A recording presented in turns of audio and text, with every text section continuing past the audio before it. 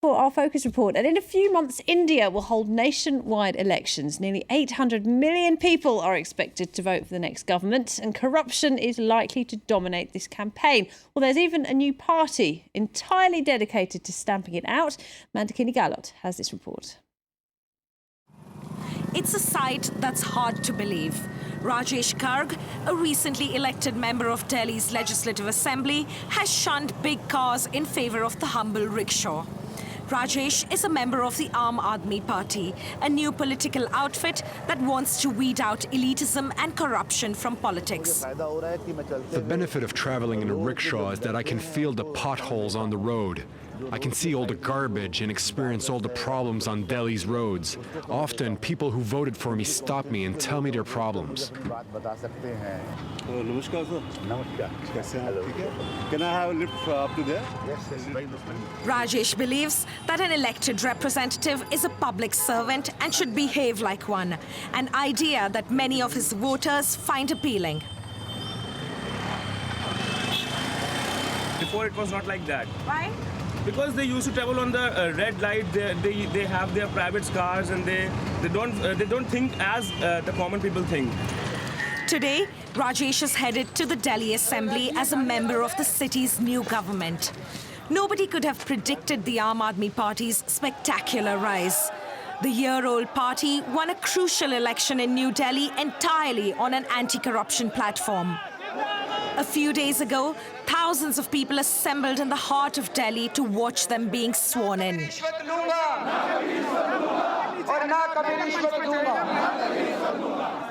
The man at the helm of the battle is Arvind Kejriwal, the iconic head of the Aam Aadmi Party and Delhi's new chief minister. Kejriwal is a former bureaucrat whose foray into politics was mocked by powerful politicians. It is a political revolution. Why do you say that? Otherwise, ordinary people like us can never enter these buildings. Corruption is the priority. We will try to reduce corruption and take strong action against corruption.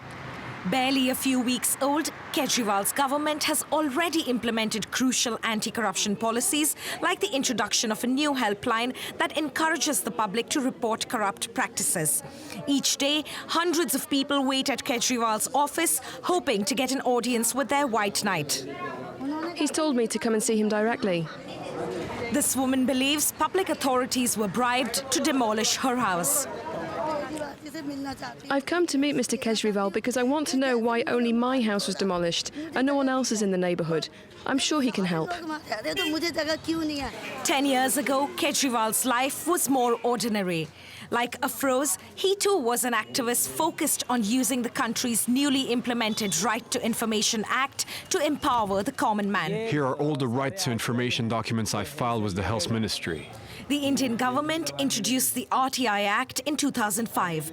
Under its provisions, any citizen can request vital information from any public authority.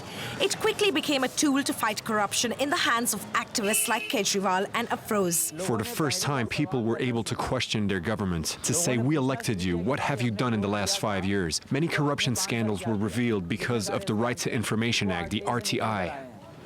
Afroz's activism has had concrete results. His RTI request to the Ministry of Health led to a significant reduction in the price of important life-saving drugs. What was the price of this medicine earlier? 266. We have a variety of more than 315 medicines, which has been reduced tremendously from 30 to 70%.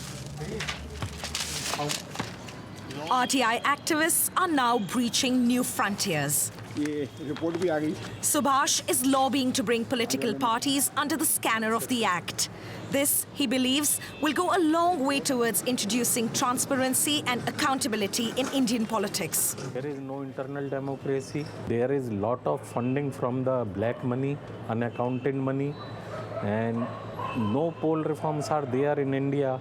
Therefore, they are running political parties like political shops for personal benefits of some political bosses. By exposing powerful people, activists in India often pay with their lives. Since 2007, over 215 RTI activists have been threatened, harassed and sometimes killed. Most of them hope Kejriwal's rise to power will usher in a new era for Indian activism. Well, time for a break here on France 24. When we come back, more on United Nations efforts to raise money for Syrian refugees.